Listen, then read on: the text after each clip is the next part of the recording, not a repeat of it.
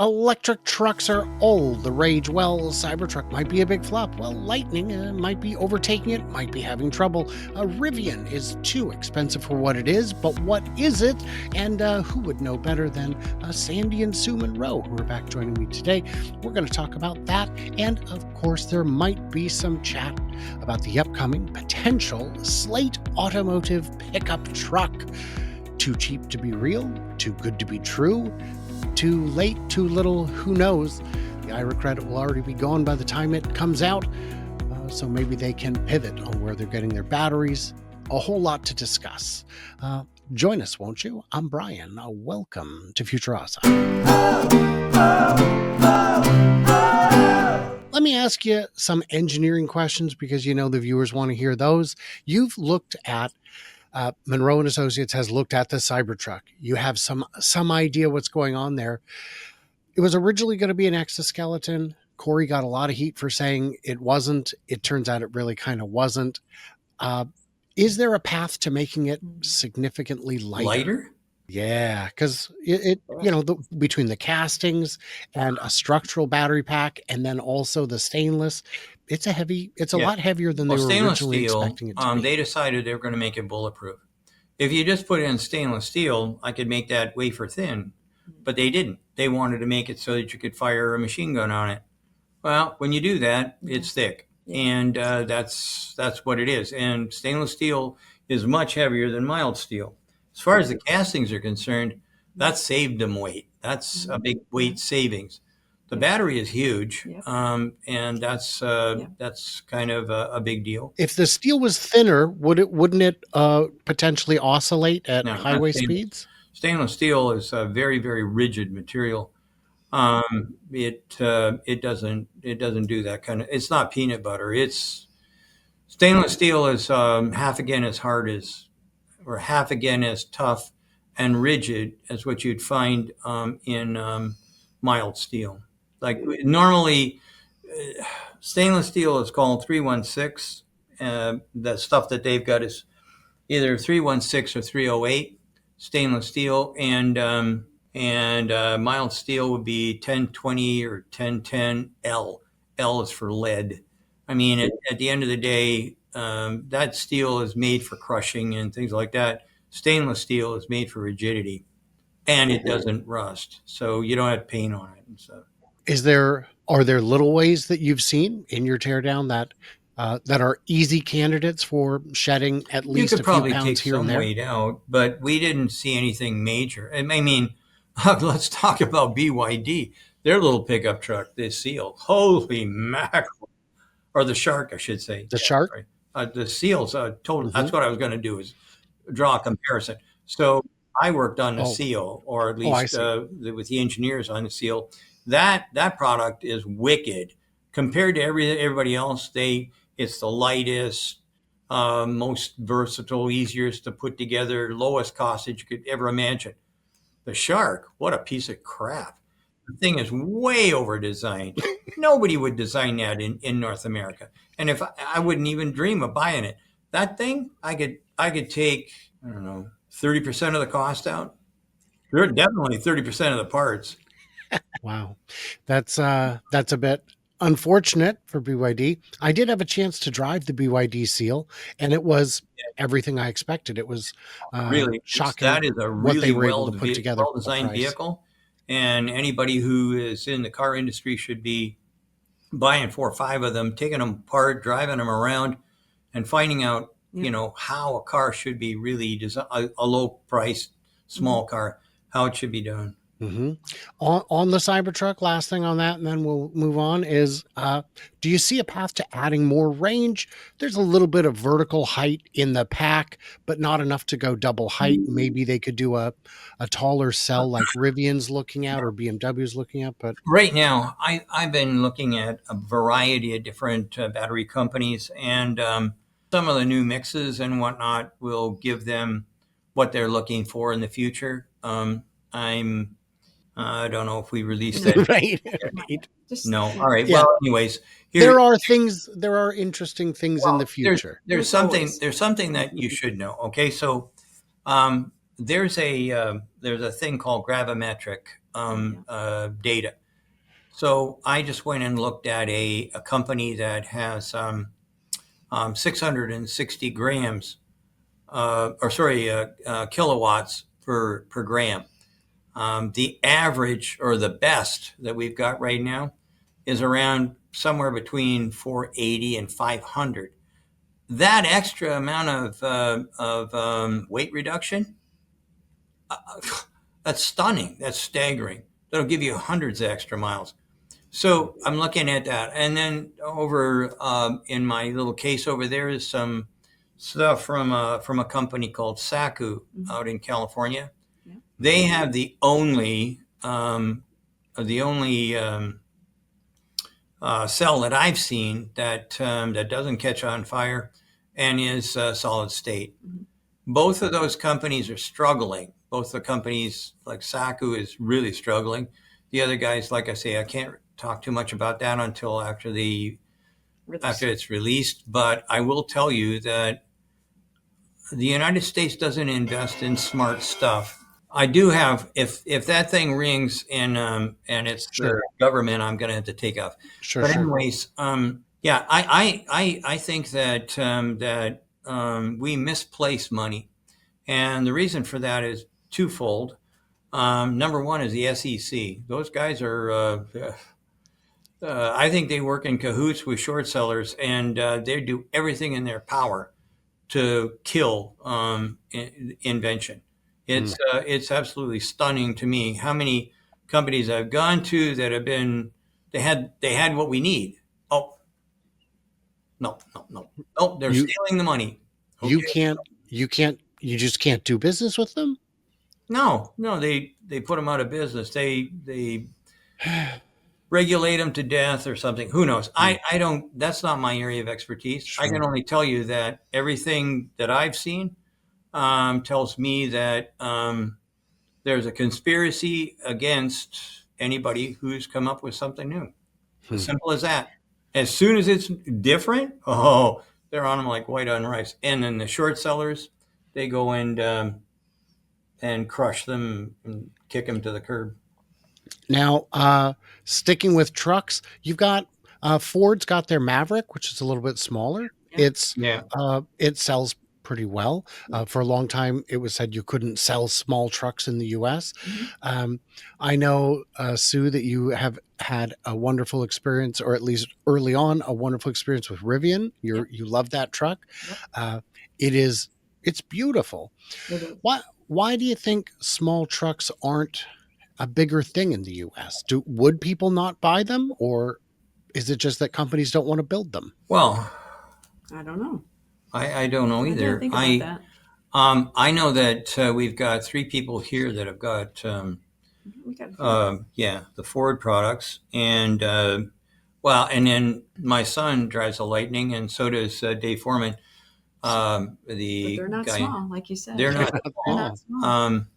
I don't know. I think maybe it's a U.S. thing. I don't know, because we like our big trucks and big this and big that. So maybe it's just a U.S. phenomenon. Well, I'll tell you one thing for a small truck, when they come out with it or when they put it into production full time, is the Slate. Slate. Ooh, I love that car. I mean, that truck is amazing. You can buy it for dirt, and then you can add on the features you want. Sure. And you can turn it from a pickup truck into an SUV by yourself, and you can probably do it in about an hour and a half. I mean, you buy the kit and put it together. I mean, that to me is the most remarkable, revolutionary product in the market today. The question I have with Slate is, do we think they'll ever reach production? And if so, will it be anywhere close to the price that they're saying? Because from what I can see, they don't have the equipment, the experience, the management team that would necessarily have that capacity. Okay, so Eric Kuiper is probably one of maybe the best systems car engineer on the planet. Everybody there is an expert. Everybody I talk to, been to Tesla, Mercedes, and BMW. They know high production.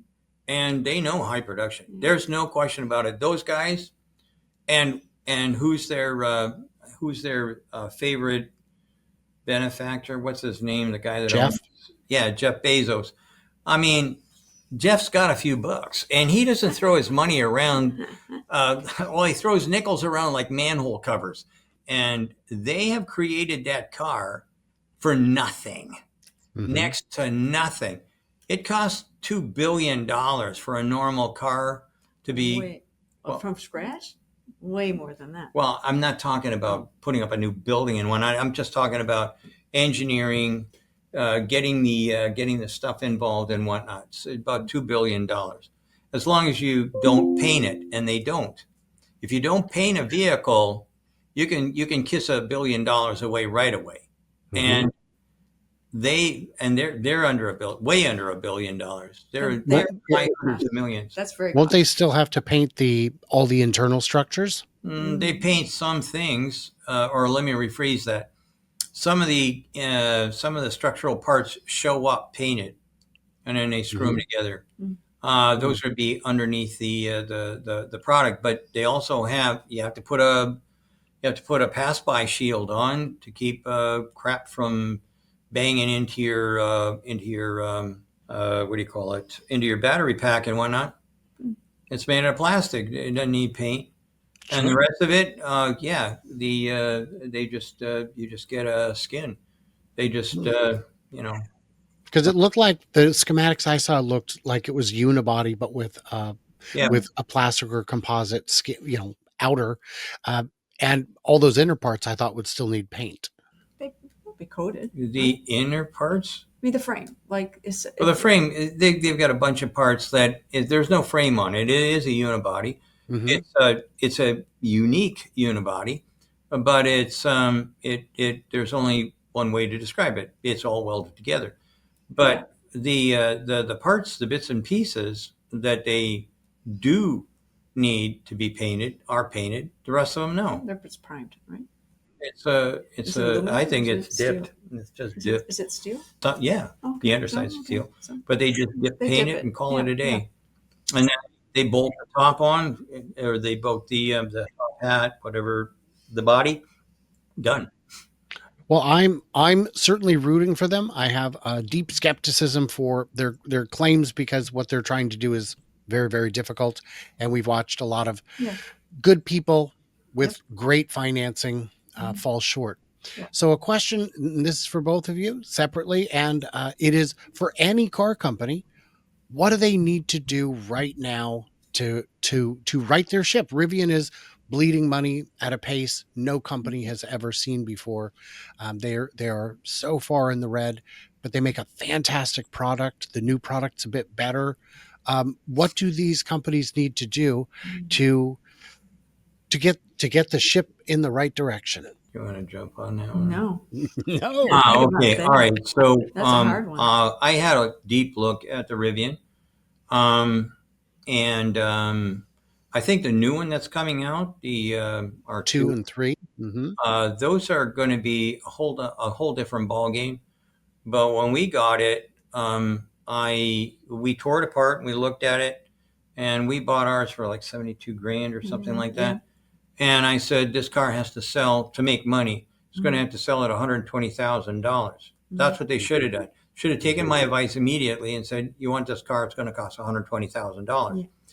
Yeah. We did some work with them, and we helped reduce 17 circuit board, electronic control modules down to 7 or something.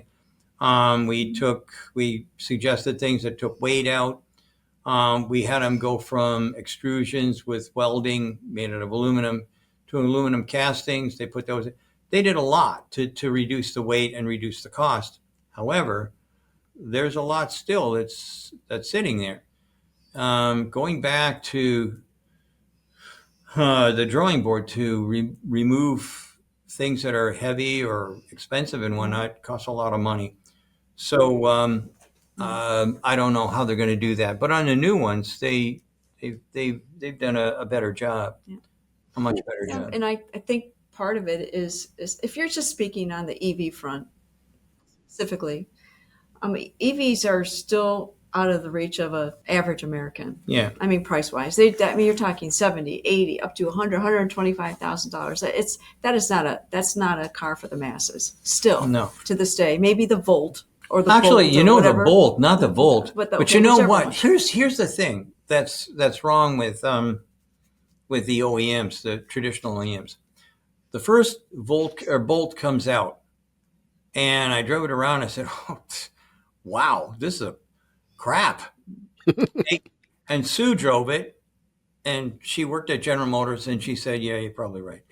Then they came and gave us the new one. I liked it. Holy crap! What a difference! It was beautiful. It was fun. And then it was nice. And then they killed it. Yeah, I mean, that would have been what.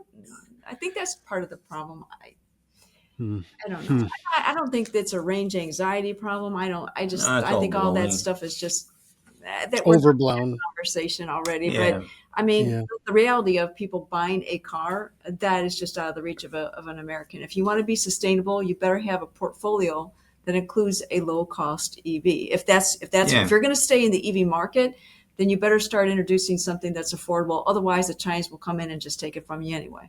Right. Steamroll you. And we've seen the GM's got, the Blazers under 40,000 in some trims. How long that will last with the factory being on the other side of the border, less clear. The Model 3 is available under 40,000. That's what? I challenge people on this one. Are they really available? People can promote that all day long, but you can't order it. So if you want to promote Which one? it, be honest with the public and actually have it available that you could actually order it. Don't say it isn't real. For Tesla or Blazer or which one? Any of them. Because I bought one this week. Oh, good. As long as it's real. Under 40,000. It was, so I think it was, with the incentive, it was under 40. It was 42 with without the premium paint, and we had to have the ultra red. So I think it was 44 with the ultra red, 42 before incentive. I'm happy about that. So Sue just bought one. She traded in her Model S, and she got it for basically nothing. But at the end of the day, what was the original price on that thing? I don't remember. I thought it was like 60 grand or something ridiculous. Anyhow, but it's got every bell and whistle. Why? Because that's the one that's available right now, and that's how the car industry works. They say you can get it, you put it on order. They never want to build those things. They can't make a penny on them. So I'm really glad to hear that, though. Yeah, and it'll be there with us. You'll get to see it next week. So there's a lot of challenges in that. On the Rivian, when I saw the redesign, I was delighted to see how much copper they had removed from the vehicle, see all the new upgrades. But then I saw they still had the wood. The wood paneling is beautiful, but beautiful. Yeah, but here's the thing. What happens when you try and wipe it with a terry cloth? Oh, no, it gets snagged up. You don't do that. Really? Don't do that. Yeah. Because it is a natural fiber. And by the way, some of the smaller appliques have moved away from natural wood, which, as far as I'm concerned, it's nothing but a bugger. And it's expensive. I never want to. I worked at Rolls-Royce and Bentley. I've worked on a lot of expensive cars, and I'm telling you flat, when somebody comes along, we want to have African blah blah, zebra wood or something, and go, geez, where are we going to find it? Because they don't allow you to cut down new trees. You got to go and search the world to find out who's got. I mean, and there'll probably be a tariff on it. And there would be a tariff, I'm sure. Yeah. Well, there definitely would. So, guys, in the comments, leave some kind comments, some kind words for Sandy and Sue. Are you guys coming out to see us in Michigan this coming weekend? We will be there. We'll be giving a presentation. There'll be all kinds of vendors, all kinds of food, big drone show and a light show for the Teslas. It's going to be a whole lot of fun. And if you don't drive an EV, you're still welcome. And if you don't drive a Tesla, it doesn't matter. Just come out. We want you there. Yeah. Sandy and Sue, I thank you guys so much. I look forward to seeing you in person very soon. And to everybody else, head over to Lean Design, head over to, the Sandy's channel, Munro Live. Check out all the interesting things they're doing, the teardowns, the different battery packs. You'll learn so much about process and procedure. And I tell you, when Sandy is so inspiring to even 8-year-olds who will recognize him in public, it warms my. I'm like, you've got to be kidding me. He's doing it. Yeah. Sandy did it. So Oh, this you is know what? great. You And know what? I got something that I'm going to show you. okay. About the little 8-year-old or whatever. Yes. Oh, I did want to mention that is if there are specific questions you'd like me to ask, please get them to me. Because if there's ones where you've already got a mic drop quality answer, those are the best questions to ask you. Okay, I can do that. Yeah. And I'll share with you in advance. I'll just email Sandy or Leslie or both Okay. what I have. You got it. And yeah. Okay. And, I obviously watch your channel, so I have a pretty good idea what's in your wheelhouse. Okay, so I had a little kid during COVID or just after COVID, and he came up. I was loading 2x4s into the Rivian, and he said, I can't remember everything. I wrote it down after he was gone, and I wanted to do a video on it, and Eric absolutely didn't want it. But anyways, I gave him at the end of the little conversation. This kid was precocious, to say the least. But anyways, at the end of the interview, I gave him one of our pens, and you click it and it lights up, and so, oh, he was really excited. He said, "This is my most treasured, my most treasured possession," or something along those lines. And I said, "Oh, I'm glad you like it." And his mom was standing right in back of me, and she was trying to keep from laughing because this kid was saying things. My colleagues and I enjoy watching you on our lunch break. That's not the way a kid that small should talk. So anyways, he stops for a second. He's staring at me, and he reaches into his pocket and he pulls out this little teeny mask with sharks on it. Oh yeah. And he says, "Oh, Mr. Munro, I'd like." Dearly, I can't remember the words, but anyway, mind blowing from a kid this small. I'd like to give you this.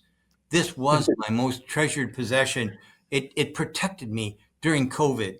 And I'm looking at it. It's a little blue thing with yellow sharks all over it. It's And a he little says, mask. and he says, "Are you familiar with the song Baby Shark?" I said, "Oh yeah, yeah. This was the baby shark mask that saved me from dying." And I'm holding it, and I look at his mom, and her eyes are like this Pool big. balls, yeah. Yeah, so I said, "Oh, I can't possibly take that." Take it. Please, you must. I was Yeah. like, finally, She he can get rid wanted of this that thing gone. So I took it home and threw it in a washing Tweezers. machine because I'm telling you what, there's a lot of sneezing going in that thing. But Yeah. I'm telling you, that to me, these kinds of situations are way better. I'll Sue will phone me up. "Where the hell were you?" I'm waiting. And it's, well, some kids wanted to sit in the car and their moms wanted to take pictures and stuff like that. I don't know. I get a big kick out of kids getting excited. Yeah. And they'll go back to school, and then their teachers. You know what's missing? There's no honor in all work. That's what it was right there. When I was a kid, all work was honorable. Yeah. If you were working, that's good. You're an honorable person. Yeah. Doesn't Nowadays, oh well. Oh, you're If you're just if you're not, hoity-toity, then you don't deserve. Yeah. Don't deserve to live or something. I don't know. Anyhow, Well, I'm just better than you because I have. That's Yeah. just wrong. Yeah. It's the status thing. We've become a status country. Snobbies. I'm on the higher floor, so that really. means. Ooh. Yeah. Yeah. Oh, great. We'll put that on your headstone, I guess. But, Yeah. so yeah, Sandy, Sue, a delight hanging out with you as always. I will see you soon, guys. We hope to see you soon in Muskegon for the big event. And everybody else, stay tuned, stay juicy, and I cannot wait to hear from you, clever robots, in person. Good deal.